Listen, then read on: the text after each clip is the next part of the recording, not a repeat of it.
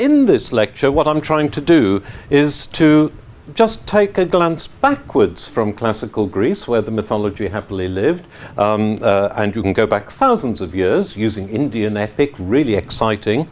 And also I want to look more briefly forwards, particularly at European art, because by then we'll be in minute 40 or so, and a few pretty pictures will help at that stage. And I'll conclude by looking at some of the sort of famous figures in the study of mythology and some of the ideas people have had about mythology.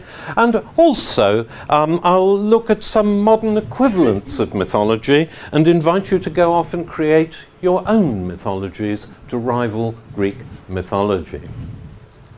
So, to begin, let me put up a few puzzling details. Mythology is a study of the past. The future is unknowable, the past is all that exists. The past is all that exists for science, it's all that exists for history, and it's all that exists for mythology. Science is always held to predict the future, but it only does so by collecting data about the past. So all those theories that I was taught back in the times of mythology when I was at school have all subsequently been proved false. Newton was wrong, Einstein was then right, and then when I thought I understood that, they started talking about quantum mechanics and I can't understand anything anymore. Now, mythology is a bit like history. It talks about events that are supposed to have happened in the past, but we all know they didn't, or not like that, because otherwise it wouldn't be mythology, would it? It would be history. So, for instance, if we think about the Trojan War, okay? The Trojan War is not a chronicle of events that happened between 1250 and 1240 BC in a little town in the northwestern Turkey. Yes, indeed, there was a town, Ilion, which is where the Trojans lived. And by the way, did you know that there's no such place as Troy? The city is called Ilion, and Trojans lived there, but the idea that there's a place called Troy is completely mistaken. You can fool all your friends with this. Now, people always confuse history and mythology because it's an attractive thing to do. We all love to know where King Arthur's castle was or whatever. Hellanicus, Greek historian, 5th century BC, even told us the very day on which it fell. It fell on the 12th of Thargelion, which is about the 7th of May or something like that. Presumably it was a Tuesday afternoon or something like that. Tuesday night, actually, wasn't it, at moonrise. So, I mean, this idea that you can put history and myth together is a bit of a virtuoso stunt. It's like looking for the Holy Grail. You know, tell me if you find it or if you've already got one. And yet, mythology is deeper than history, much deeper, because it goes into the well springs of human behavior. It talks about people in society who die young, slaughter their family, commit terrible sins, eat brains, we'll come to that later. It scrapes at the fundamentals of our psychology. In its way, it's not really history, it's a clinical experiment.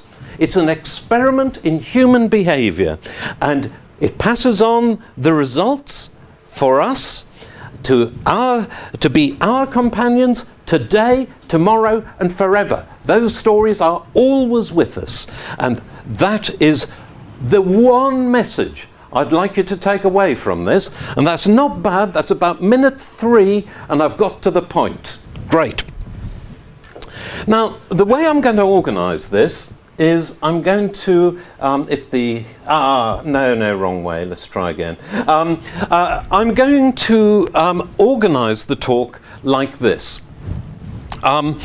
Greek mythology is where we're all living. I'm first going to go back for quite some time into the origins of Greek mythology and take it back to 3,500 BC or so. All dates approximate, as the footnote says. I'll then look in about 10 seconds at Rome, and then it's European paintings and that sort of thing. There's some fabulous ones. And then I'll finish by looking at the moderns, as I said, modern theories and what it looks like today.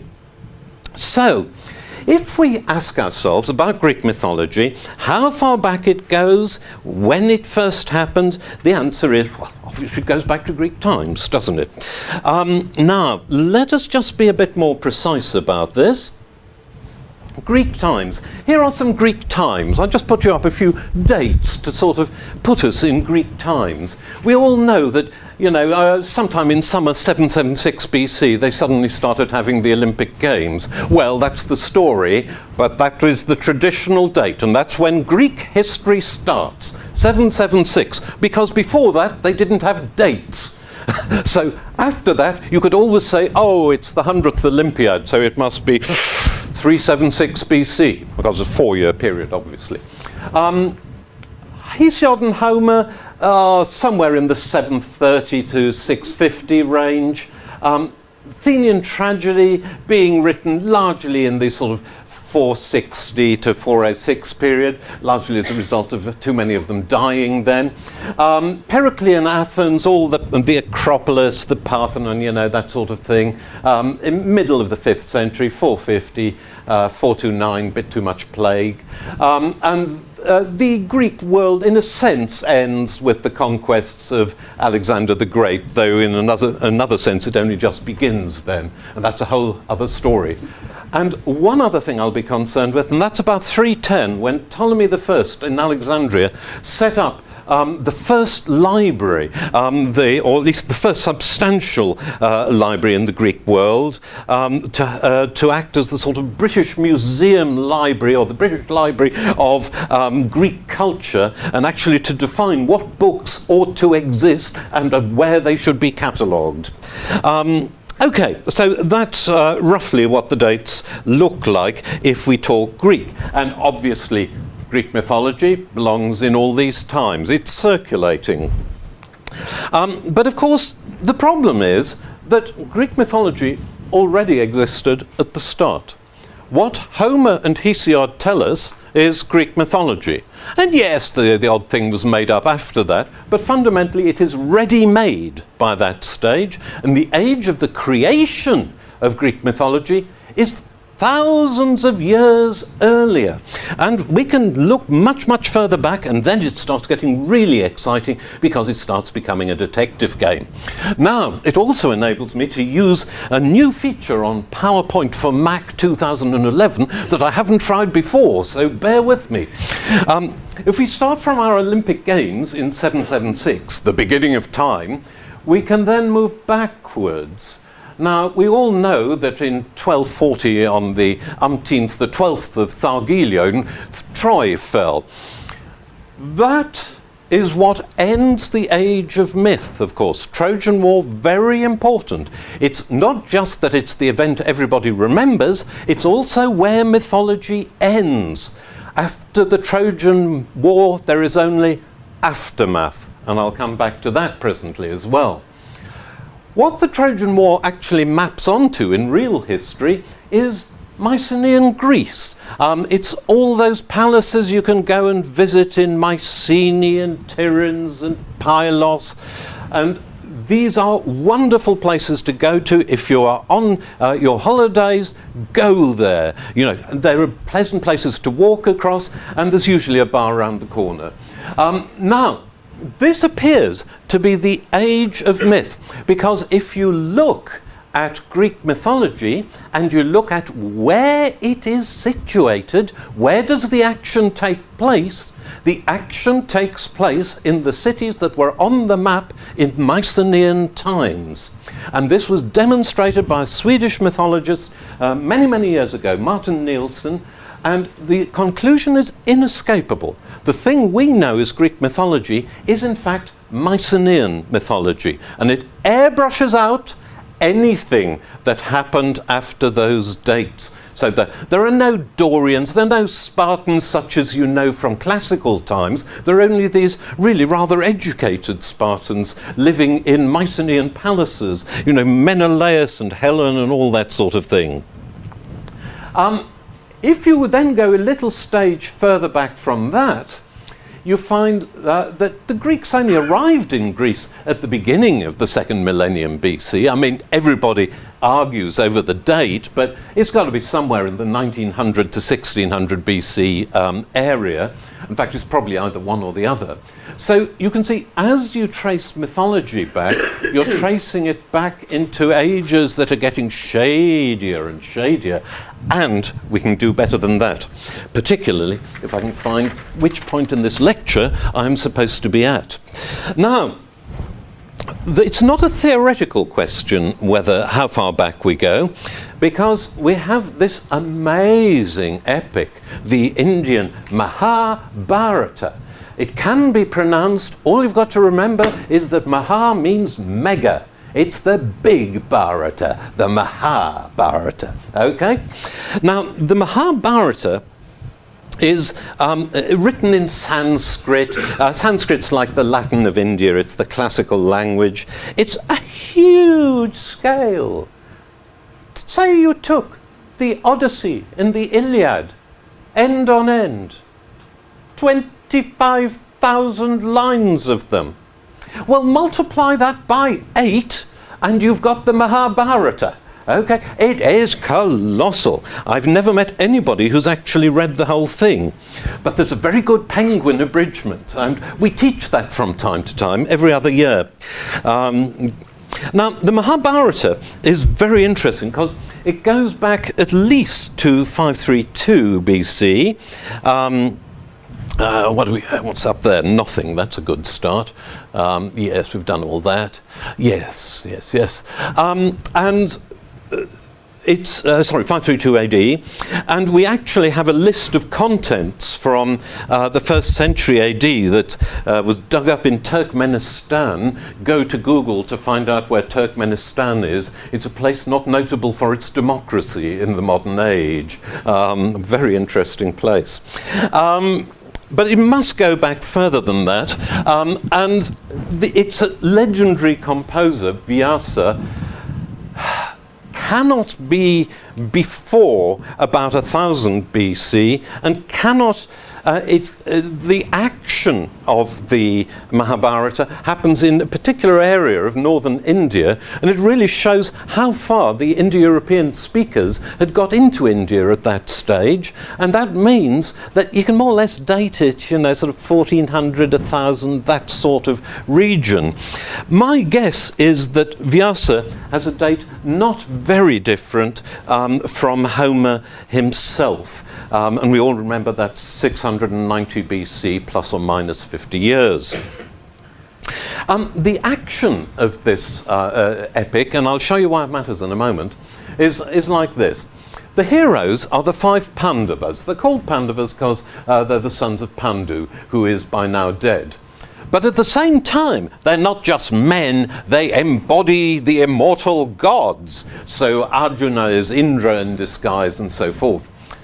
They are up against the 100 Kauravas, who can, if you're feeling very brave, be called the Dhartarashtras, because they're the son of Dhritarashtra, who is a very interesting character. Dhritarashtra is blind, feeble. All the fighting is done by his major son, Duryodhana, and you start thinking, Priam, Hector, these are the formats of characters you've got in the Homeric epic. They are to fight the Battle of Kurukshetra, which ends the heroic age, just as the Trojan War ends the age of heroes in the Greek world. There are lots and lots and lots of incidents where you take one look at them and you know exactly which scene of Homer you're now looking at. There's a wonderful scene where Krishna, the god Krishna, is acting as charioteer for the Pandava Arjuna. And again, for all the world, this is like the scene in Homer's Iliad, in the 5th book, where Athene, the goddess, is guiding Diomedes and saying, "Spare that one.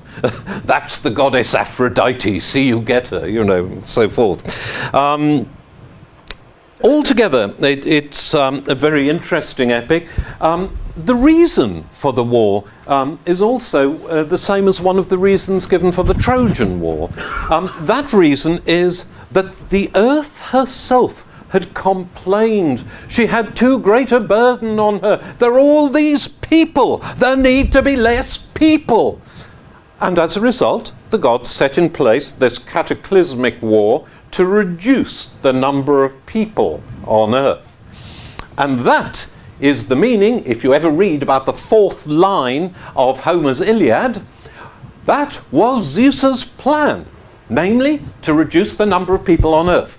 Or so the ancient commentators tell you. Okay. The most striking incident, however, is this one. This is from the 1st book of the Mahabharata. Sorry, the picture's a bit pathetic, shall we say, but it's very hard finding good illustrations. What is happening here is that the heroes have been in exile.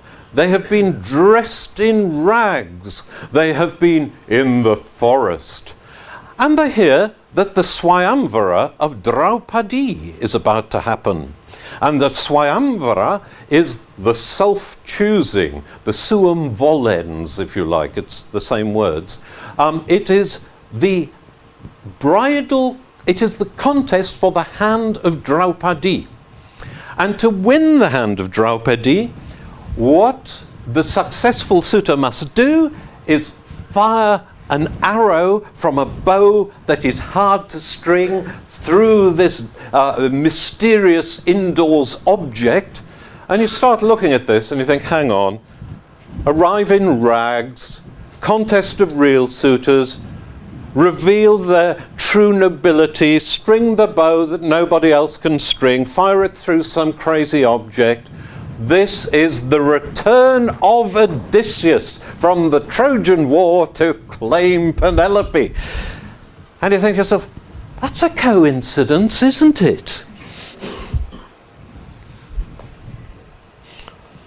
So, let us leave all this stuff behind and get on to the next slide.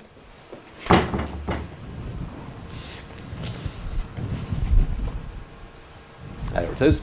The interesting thing is, if you've got an epic that in northern India that has too many points that resemble the epic in Greece to be coincidence, and I think that's what's going on here, what you think to yourself is, well, either it travelled one way or the other, or alternatively, it belongs to the great diffusion of peoples that started with the Indo-Europeans, I'll talk about them in a bit in a second, who lived somewhere up there about 3,500 BC, hence the date of my title, and they were selling these same stories there, and some of them went that way and became Greeks, and others of them went that way and became Indians. And that, on balance, is the likeliest explanation. Now, this starts, because in between you've got the Semitic and other peoples, and there's no trace of that sort of tradition in Mesopotamian society. Okay. Now, if we go to the next sheet, you'll be able to see what I mean. I'm sorry, when you talk about one thing, you presume another thing. This is the problem with doing lectures, essays, books, everything. You write in a straight line, but things hang together in a sort of 3D way. So let me step backwards and just say about Indo-Europeans for a moment. If you look at the word for the number 3 in a series of languages, it can be remarkably similar. You look at French, trois, Spanish, tres, Catalan, tres, Italian, tre, Portuguese, tres, Romanian, tre. You think, oh, that's a coincidence. Then you think to yourself, no, it isn't.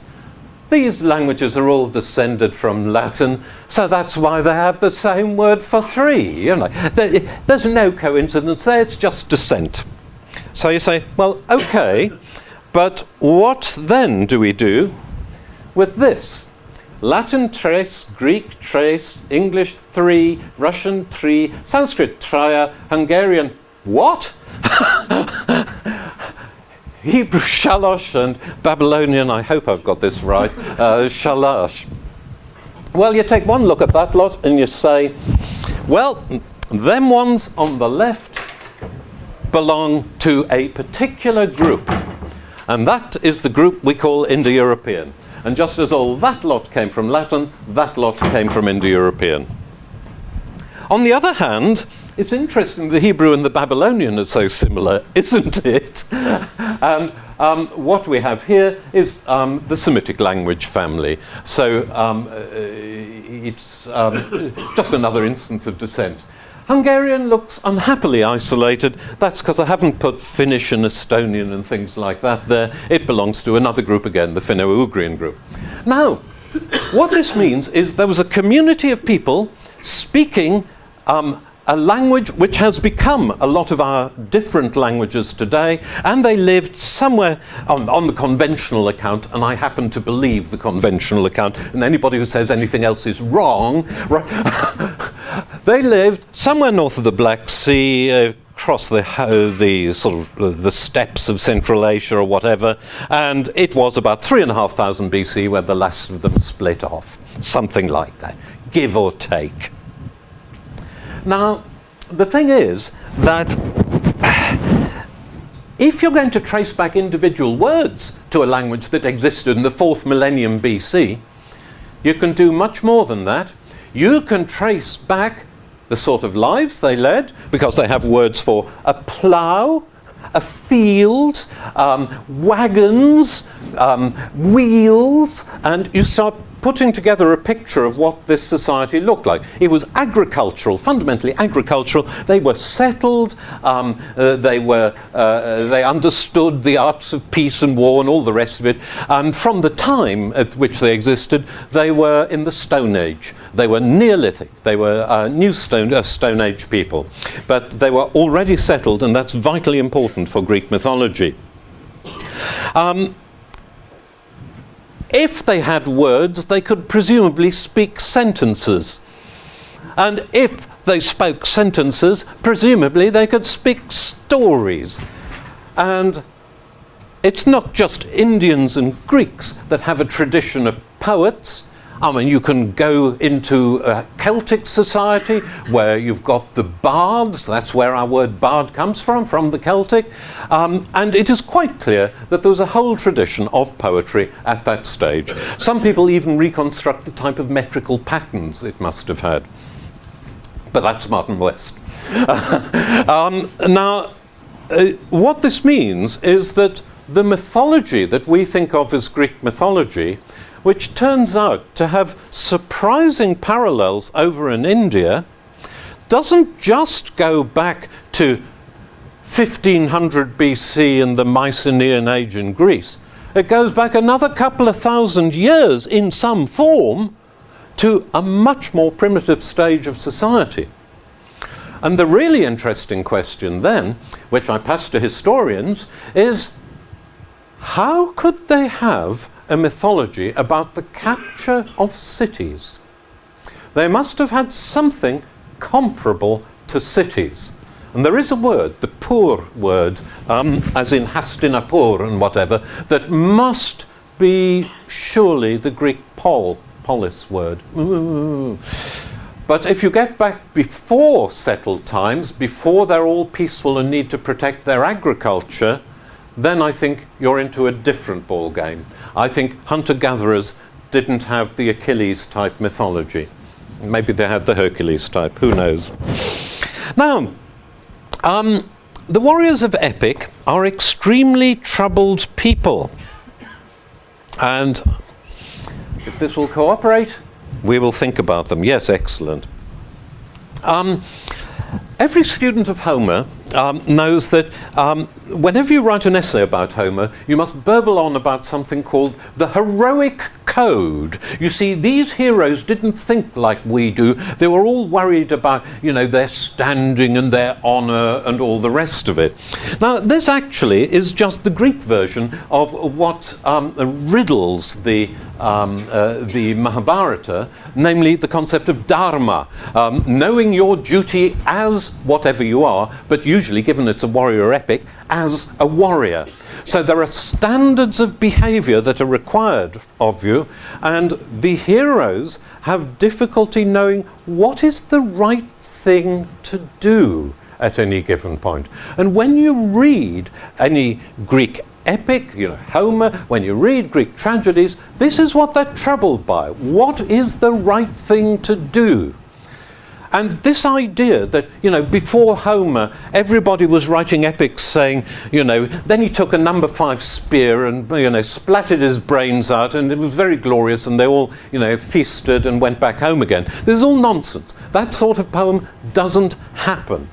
The poems that infest the Greek tradition are the poems about misery, failure, conflict, suicide even. It is a horrendous catalogue of sins against humanity that infest mythology, and they always did, and we can tell that from the Indian myth. And I promised I'd talk to you about one particular incident, so let me talk about it very briefly now, as time presses on and there's so much to tell you.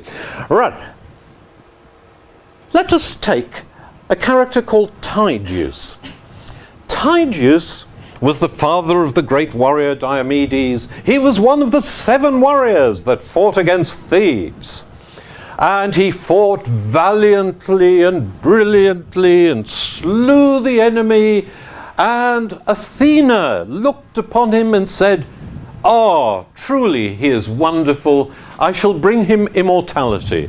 And she takes this cup of nectar, and you can sometimes see a depiction of it, and she is descending from heaven with the cup of nectar that will make Tydeus immortal when she takes a second look. And Tydeus has the battle fury sweeping over him. He is now eating the brains of his defeated enemy. And Athena is revolted, turns on her heels, and goes straight back to heaven with the nectar that she was bringing. And this is one of the lessons about humanity. Wonderful moment. It came in the cyclic Thebaid somewhere, so it's an ancient poem now lost, but we have echoes of it. Great stuff. And again, there's not just Tydeus. There are also things that were hunted down by a Frenchman, Georges Dumézil, who constructed a very elaborate theory about what Indo-European society was like, which no Anglo-Saxon believes, but a lot of Americans think is worth following up, and some French think is worth following up, and I'm beginning to go French on this one. I think there may be something in it. But regardless, he wrote this book called Destiny of the Warrior, and regardless of his theory, he identified key facts about warriors in Germanic societies, Indian societies, and Greek society. And this was a matter of that each of these major heroes committed some terrible sin. And he identified what the sin was and how it was parallel from Indo-European society to Indo-European society. And it is an amazing proof. And in the case of Heracles, it's that he takes his guest friend. Now, in Greek society, your guest friend is your friend for life, and they will receive you when you come to Birmingham. When they come to Birmingham, and they will, you exchange goods and gifts and are lifelong buddies. So what Heracles does is he says, "You see those cows over there?" And he says, "What?" And pushes them off the top of this tower and kills them. This is terrible. It's worse than killing your mother. Killing your guest friend. Awful. Anyway, so that's one of the things that is characteristic of the mythology. The other thing is, of course, Troy. You would have thought winning at Troy was something you could rejoice about. In the last century, when wars were won, church bells were rung and people rejoiced in the streets. When 1945 came, 1946, the euphoria foolishly, but the euphoria was amazing to behold, and you can see it on the newsreels. Watch programs about this, you know, World at War and all that sort of thing. Trojan War.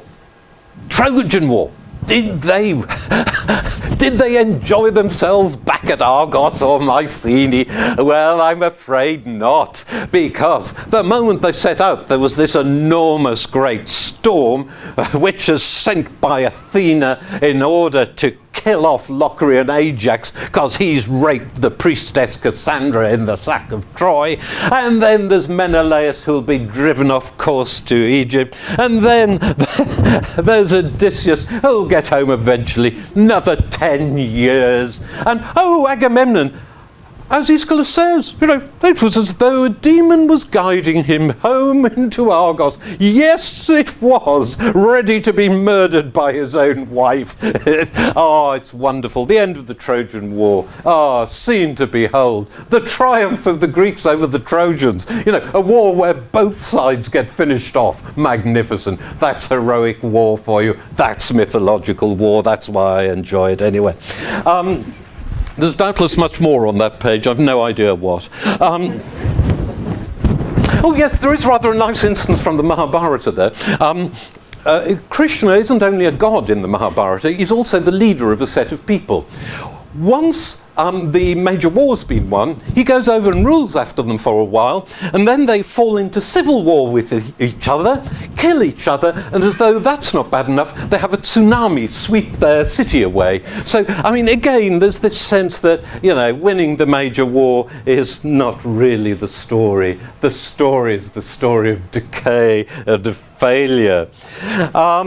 And that brings one back to the relationship, then, between epic and tragedy. Tragedy. Aeschylus, the tragedian, said, "Ah, we are all but slices of Homer," as though, you know, he's chopping it up, salami slicing the Greek epic. And I think we sometimes get the impression that they picked all the really cheerless bits out of the inherited mythology.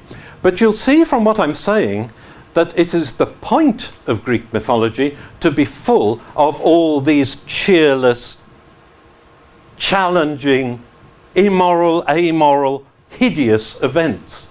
Tragedy was totally faithful to the spirit of Greek mythology.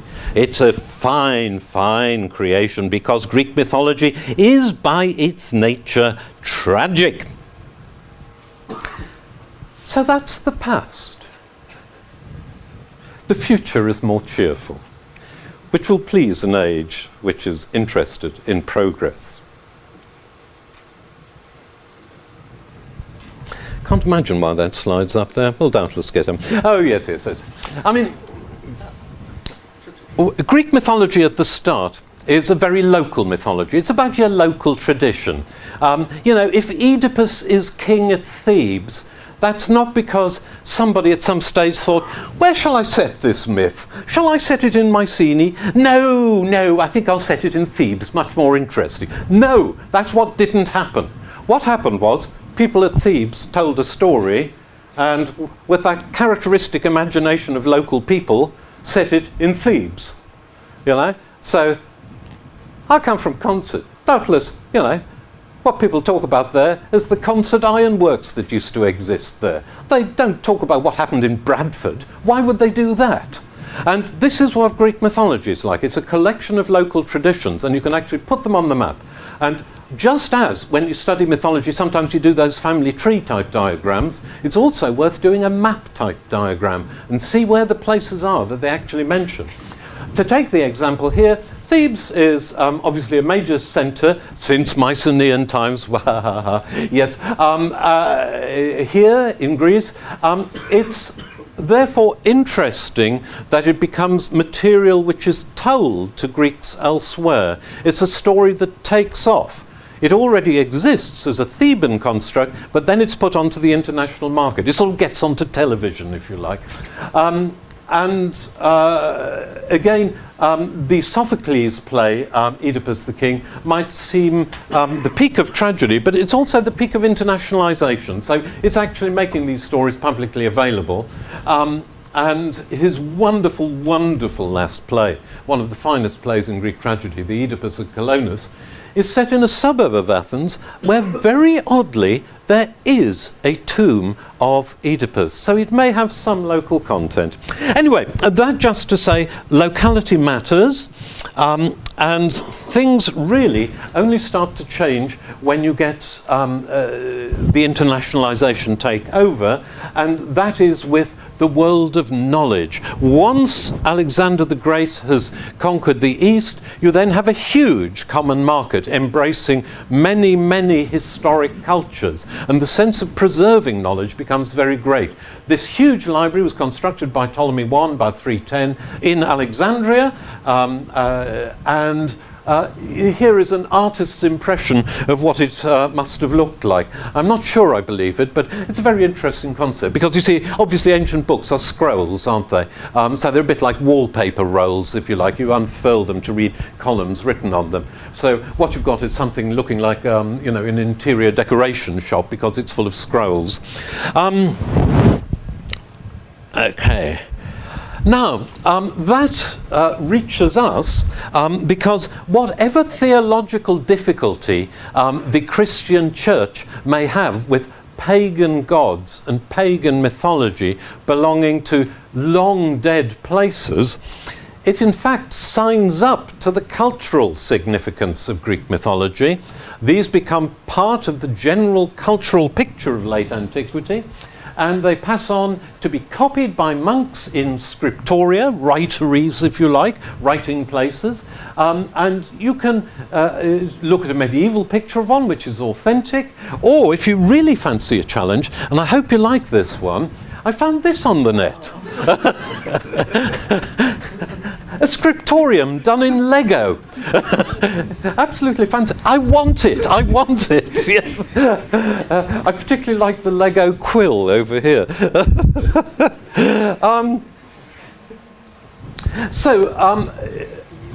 As we hit the modern age and reach the end of the dark age of the church, what we find is that the culture has been carried through to to European societies in book form, but the art, as you might expect, tends to be profoundly religious. And what the Renaissance tends to be about in the 15th century is about increasing the number of landscapes in which you can paint or from which you can draw your sculpture, so that mythology becomes another of those landscapes, and you don't have to live in this sort of world where your devotion was enhanced by artists. This one from Catalonia, quite early.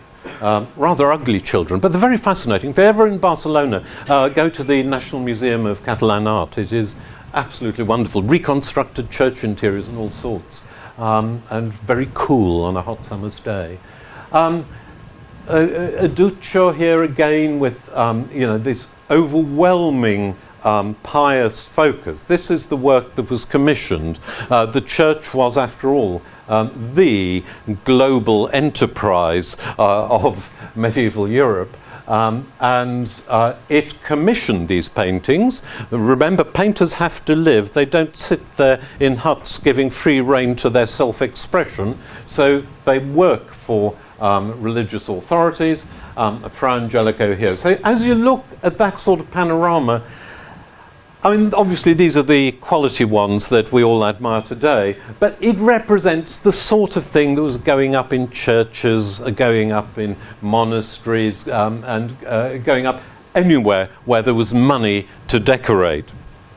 Now, to turn to the change here, I mean, the key period seems actually for art to have been about 1470, 1480. This is a rather strange painting, but it's of the moment, it's by Polaiolo, it's of the moment where Apollo is pursuing Daphne, and, as the poet says, her arms grow into branches, just like that. Okay, so we've reached a point now where people know more about classical mythology and want to see their palaces decorated with the work of artists depicting mythology. One of the most important early early people in this tradition is, of course, Botticelli, and this, I mean, is one of those paintings that, you know, everybody talks about and everybody has a go at interpreting. The key point seems to be that on the right-hand side here, you've actually got a tale out of Ovid. They're reading Ovid, they're reading the Roman poets, and this is the tale of the nymph Chloris, who's pursued by the west wind, and as a reward for being possessed by him, turns into the goddess Flora, spreading flowers everywhere, and so forth. So you can see this is living the mythology, bringing the mythology to life as part of the decorative arts, but also with some ulterior meanings, which are mystic, Neoplatonic, and secret, and therefore I will not tell you what they are.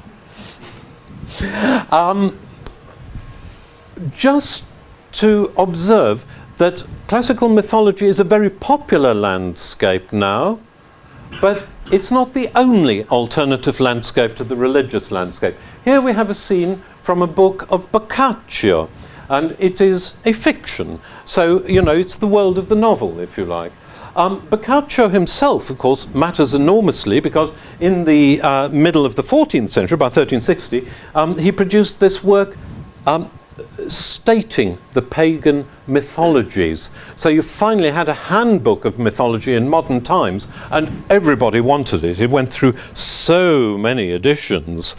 At the same time as I think I overdid that effect, at the same time as artists produce magnificent classical sculptures. Here's Apollo and Daphne again, and we're now a couple of centuries later in 1625. We mustn't think that they'd somehow been converted to the pagan myth from the church.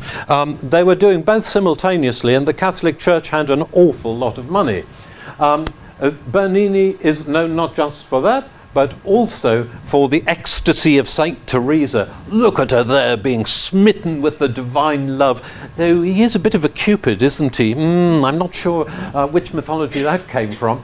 And there's the wonderful beaming of light from a window at the top that you can't see down the golden rays. And in between, the backcloth is also Bernini, and it's Pluto, the god of the underworld, snatching away Proserpina, another male-female conflict. And again, to ram home the lesson that these people talk both religious and mythological languages simultaneously, here's a couple of lovely, lovely landscapes from Claude Lorraine. Now, you take a look at those. What you see is, you know, very, very, very atmospheric, you know, sort of ruins landscape, sort of light in the middle distance, somebody pointing so your eye is taken to the middle distance. Wonderful stuff. Then you ask, who are the people? And it's a sort of second thought. But you look at them, top left, you've got Dido showing Carthage to Aeneas. Straight out of Virgil, Aeneid 1. Or is it Aeneid 4? No, I think it's still 1. Great. Down here, you've got Moses, sorry, not Moses, Abraham, sending Hagar, who she, well, go and read Genesis 21 and you'll find out, off into the distance, okay? And it's the same scene. And which figures you put in there, almost arbitrary. There's a wonderful painting by Vincent Biulis of the Holy Family on the flight to Egypt with a bicycle. It consists of forest everywhere And there's this tiny postage stamp area with these holy figures and their bicycle. That's wonderful, wonderful. You shouldn't, the man is worth seeing. Anyway, time presses on. I'd just like to run this past you. We're early 16th century here, 1534. If you're ever in northern Italy, take the chance to go to Mantua. It is, after all, the birthplace of Virgil. We must make holy pilgrimage to it one day. And there's this fabulous palace there, belonged to the Gonzaga family, the Palazzo del Te. And in it, there are these stupendous frescoes of Giulio Romano's. Here you can see the giants struggling to overthrow the effortless gods at the top, with this cupola rising above them. It's practically a plain wall. There is no cupola there. It's just overwhelming art, preaching a classical myth from the beginning of time. And while we're talking about Mantua, one thing I won't talk about is opera. And what I won't say about opera is that one of the first operas was Monteverdi's Orfeo, which was first produced in that palace. And Orfeo is not unnaturally about Orpheus and Eurydice. And guess what there is also in this palace? Yes, a painting of Orpheus and Eurydice. So it's all part of a shared culture and shows why we should not only study classics, we should also study Italian art. Now, moving into modern times, and I will bring us to a close sometime soon. I will whiz through these people. The word myth, as a technical term, oddly, was only first used in 1783 by this guy, Gottlob Heine, a lovely painting of him there.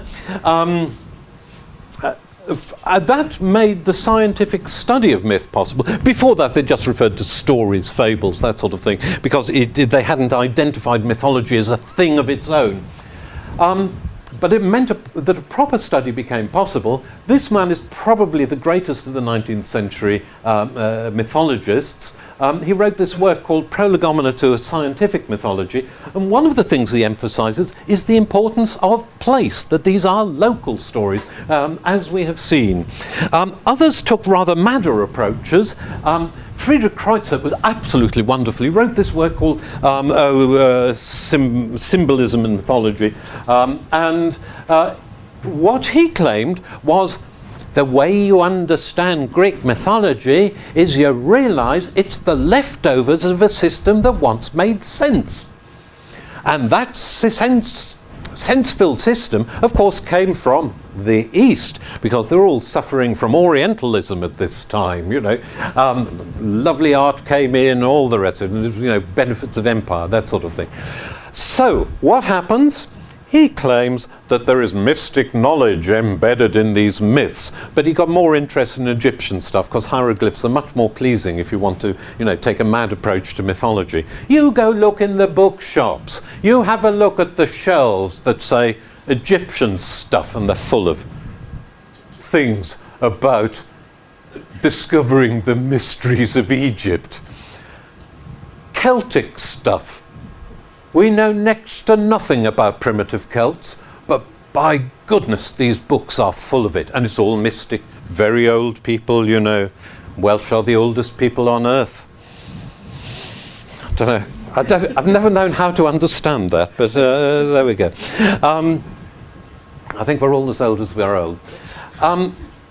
Friedrich Max Müller, beautiful. He was the son of a romantic poet, and what he thought was that all Greek mythology was about the phenomena of nature. It was about sun and the rain clouds.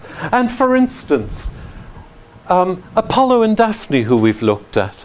You must know that in Sanskrit there is a word ahana, which means the morning dew. So Daphne must mean the morning dew, and she's been pursued by Apollo, who of course they all thought was the sun god at that stage, and that's actually not true.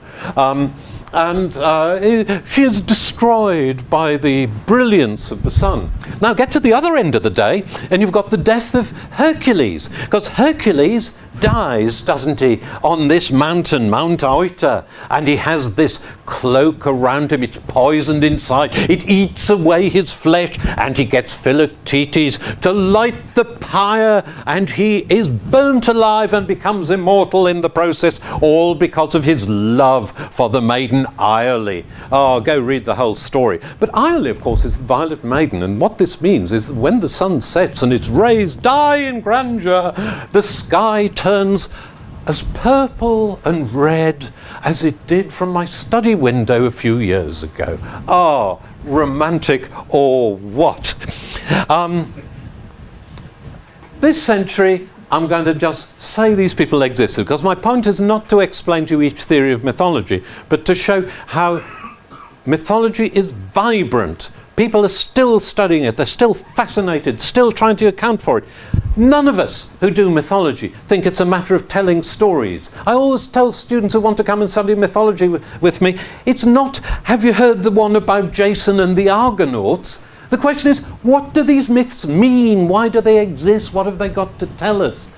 Freud thought he knew. The Oedipus complex, all boy children actually hate their father because he is a rival for their mother.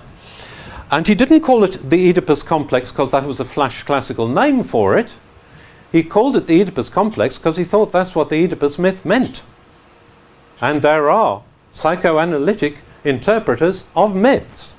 And there are psychoanalytic interpreters of fairy stories. You just go home and think how to interpret Jack and the beanstalk and that giant. Okay? Just work your way through that. You'll find it all falls into place.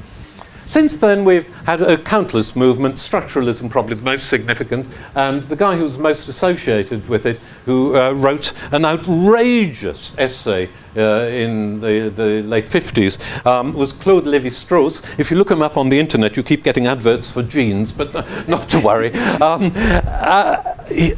This represents a whole intellectual tradition that surrounds myth. Thinkers, thinkers, thinkers. That's what myth is for. Myth is the philosophy of classics. And that's why this stuff is such unutterable rubbish.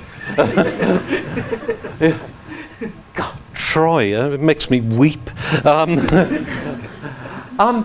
throw up in front of you just a few sort of rather mythic aspects of modern life. You can go make of them what you will presently. I like the qualities that shampoo has. Shampoo must always be advertised against running water, beauty, sunlight, and so forth. Cars also have their beauty. Roland Barthes, the great intellectual of French semiotics, wrote a number of essays which analysed the mythic effect of, for instance, steak and chips. It's got to be served in the French way, mind you, with blood draining out of it, okay? And you have the force of the ox. You eat its blood. You take the strength of the animal within you. But the citron deesse, whose very initials meant goddess, he went into paroxysms of beauty over that. And this is the advert from 1956. I mean, it looks as though it's about 1972, doesn't it? They were so far ahead of their time. Amazing. And that brings me finally to narrative myths. I mean, the countless things that you just think of as types of film or whatever, but they have their power. You know, the Western, the detective thriller, is Dirty Harry Achilles, is Poirot Odysseus, I don't know.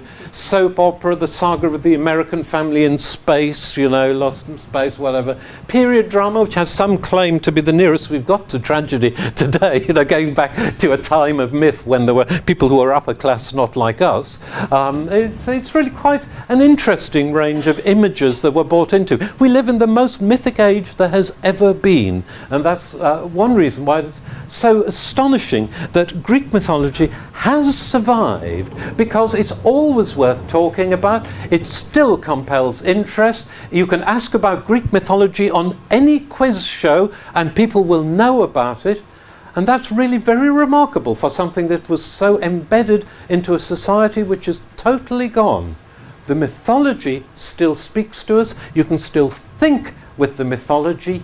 Greek mythology does you good. Thank you very much indeed.